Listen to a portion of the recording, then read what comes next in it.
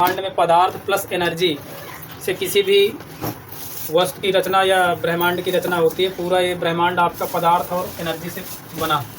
तो आज हम बात करेंगे पदार्थ। पदार्थ को द्रव्य भी कहते हैं, पदार्थ या द्रव्य, इंग्लिश में इसको मैटर भी कहते हैं। तो इसको समझना कि पदार्थ क्या है या द्रव्य क्या है, मैटर क्या है। तो समझना कि जो वस्तु स्थान घेरती है, जो वस्तु स्थान घेरती है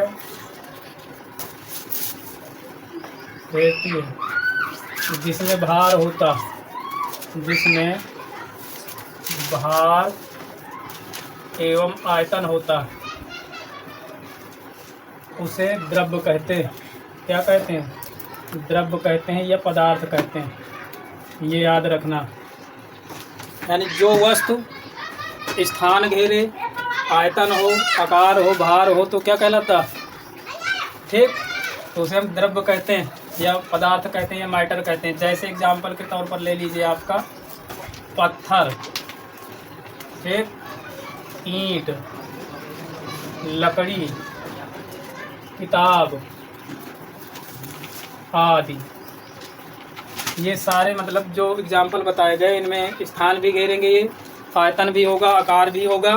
ठीक, अब आपको समझना है द्रव्य की अवस्थाएं, ये पदार्थ की अवस्थाएं, पदार्थ की अवस्थाएं।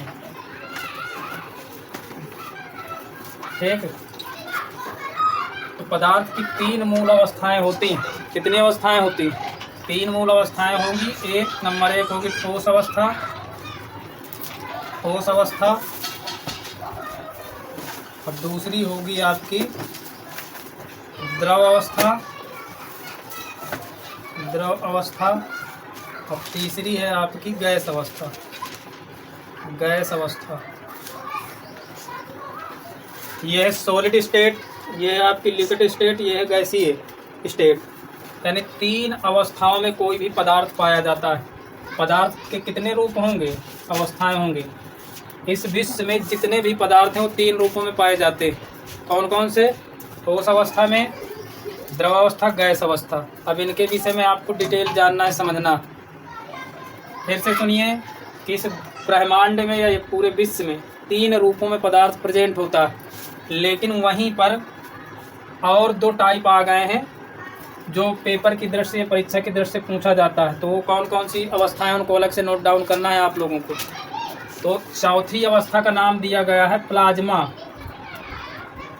प्लाज्मा जो मनुष्य के शरीर में पाया जाता है। ठीक, और पांचवी अवस्था मानी गई है आइंस्टीन कंडेंसेट, कंडेंसेट। ये पांचवी अवस्था, इससे क्वेश्चन पूछता। क्वेश्चन कैसे बनेंगे कि जैसे ये तो मूल अवस्थाएं हैं तीन, ठोस, द्रव, गैस। पूछता है कि किसी भी पदार्थ की चौथी अवस्था कौन सी है, तो चौथी अवस्था का नाम है प्लाज्मा। वहीं क्वेश्चन अगर ये पूछे कि पांचवी अवस्था कौन सी है पदार्थ की, तो वो है आइंस्टीन कंडेंसेट। ये आपको अलग से नोट डाउन करना है। खाली अगर पूछे पदार्थ की अवस्था या द्रव्य की अवस्था कितनी है, तो मूल रूप से तो तीन है। अगर चौथी या पांचवी पूछे तो आपको प्लाज्मा और आइंस्टीन कंडेंसेट बताना। क्लियर? नोट डाउन हो गया? आइए समझते हैं इनके बारे में डिटेल। ठीक है, तो पहले नंबर की डालना है हेडिंग, आप लोगों को नोट करना है ठोस अवस्था। तो पहले नंबर की डालना हमें सॉलिड स्टेट, ठोस अवस्था, अवस्था। तो इसमें क्या आपको याद रखना है कि जिस पदार्थ का आकार एवं आयतन निश्चित हो, जिस पदार्थ का आयतन एवं आकार निश्चित होता है, उसे ठोस अवस्था कहते हैं। ठोस अवस्था कहते हैं। इसके जो कण होंगे ठोस अवस्था के, वो बिल्कुल पास पास होते हैं। इसके कण याणु पास पास होते हैं। फिर से समझना, सॉलिड स्टेट क्या है, what is the solid state. तो जिस पदार्थ का आयतन निश्चित हो, आकार निश्चित हो, उसे हम सॉलिड स्टेट कहते हैं। इसके जो कण होंगे, पार्टिकल्स होंगे, इसके तो बिल्कुल पास पास होते हैं। जैसे एग्जाम्पल ले लीजिए, ईंट, कोयला, मेज आदि। जैसे ईंट अगर बनाया जाए तो इसके जो कण होंगे पदार्थ के तो बिल्कुल पास पास होते हैं, सटे होते हैं। इनमें अंतरा अणुप्रकाश पाया जाता है, अर्थात इनके मध्य जो है आपके बहुत कम रिक्त स्थान होता है। तो इस प्रकार से ये आपका सॉलिड स्टेट हुआ। ठीक, अब वहीं दूसरा सेकेंड समझते हैं, द्रव अवस्था, लिक्विड स्टेट क्या है। तो नंबर 1 हो गया ये। दूसरा है आपका द्रव अवस्था। द्रव अवस्था, लिक्विड स्टेट इंग्लिश में। तो इसमें क्या है कि जिस पदार्थ का आयतन निश्चित हो, जिस पदार्थ का आयतन निश्चित हो, आयतन निश्चित हो तथा आकार निश्चित न हो, आकार निश्चित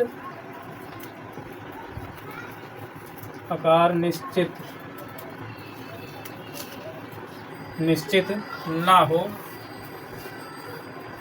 उसे द्रव अवस्था कहते हैं। द्रव अवस्था कहते हैं। यानी द्रव अवस्था में, लिक्विड स्टेट में आपका आकार निश्चित नहीं होगा, बट आपका क्या निश्चित होगा, वॉल्यूम, आयतन निश्चित होगा। क्योंकि द्रव जिस भी बर्तन में आप डालोगे पात्र में, वो उसी का आकार ग्रहण कर लेता है। जैसे बाल्टी में डालोगे तो बाल्टी जैसा, यदि गिलास में डालोगे तो गिलास जैसा। एग्जाम्पल ले लीजिए द्रव अवस्था के। ठोस अवस्था में जैसे पानी, एग्जाम्पल ले लीजिए H2O, पानी हो गया, जिसे जल भी कहते हैं, H2O भी कहते हैं। पानी हो गया आपका, या घी आदि, ये लिक्विड फॉर्म में होते हैं। तेल भी होता है। तो द्रव का मतलब जो पानी जैसा हो, तरल पदार्थ हो। इसके जो अणु होते हैं ना, तो ठोस की अपेक्षा अधिक दूर दूर होते हैं। जैसे इसके पार्टिकल होंगे तो ठोस में बिल्कुल पास पास होते हैं, और द्रव अवस्था में दूर दूर होते हैं। अब आइए समझते हैं तीसरी अवस्था। तीसरी अवस्था है आपकी गैसीय अवस्था। गैसीय अवस्था या गैस अवस्था, गैसीय अवस्था। तो इसमें क्या है कि इसके ना तो आकार निश्चित होगा ना आयतन। लिखोगे, जिस पदार्थ का ना आकार निश्चित हो ना आयतन निश्चित हो, तो उसे निश्चित हो, तो उसे गैसीय अवस्था कहते हैं। गैसीय अवस्था कहते हैं। इसके जो कण होंगे गैस के, पार्टिकल के, बहुत दूर दूर होते हैं। जैसे मान लीजिए ये कोई पात्र है, तो इसके जो होंगे कण तो बहुत दूर दूर होते हैं। इनमें गैपिंग ज़्यादा होती है। ठोस में बिल्कुल पास पास, द्रव में उससे थोड़ा सा अधिक दूरी, इसके बाद ये बहुत दूर दूर होते हैं। एग्जाम्पल गैसीय अवस्था का ले लीजिए, जैसे oxygen, O2, CO2, methane gas आदि। तो इस प्रकार से हमने पदार्थ बताया कि पदार्थ किसे कहते हैं, पदार्थ की कितनी अवस्थाएं होती हैं वो समझाया एग्जाम्पल के माध्यम से। पदार्थ की चौथी और पांचवी अवस्था कौन सी है, इसको याद रखना है। चौथी अवस्था का नाम है प्लाज्मा। ये क्वेश्चन बहुत इंपॉर्टेंट है, वनडे एग्जाम में भी पूछा जाता है। और पांचवी अवस्था का नाम है Einstein condensate. Do you understand all of you? Okay, ठीक।